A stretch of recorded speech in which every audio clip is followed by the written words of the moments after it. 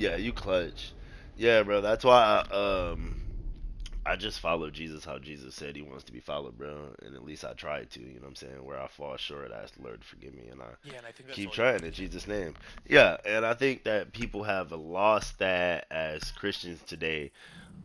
I think they are too busy trying to put denominations and labels on things instead of just following Jesus how Jesus said follow him. You know what I'm saying? Yeah, because Like everybody's a got their own their own version of it that they want to apply and all that, and that's where you get all these denominations. yeah, bro. They try to Some are apply good, their some are own ways and bad, some are, reasonings, bro, and and it that's gets the worse thing. because When sometimes you you get try to like, make it personal, it's but it it's gets a bad worse because thing. like, Yeah, it gets worse. because it It's a gets bad thing because you try to make it yourself instead of Jesus, and that's what it becomes. It becomes you when they try to make it something personal about their own self.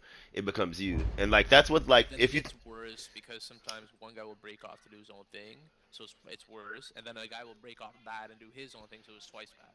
Yep, and it gets three times as bad. Like that's what the whole book of Romans was about. Like the early Christian church and the Roman Catholics, like they were a thing back in the day. They were doing the same thing they're doing now, corrupting the church by doing wrong and saying that this is how we should be ran and this is how Jesus should be valued and we should value man over Jesus. Cause how the church looks at it and how a lot of people look at it is they value man's opinion over Jesus' opinion more.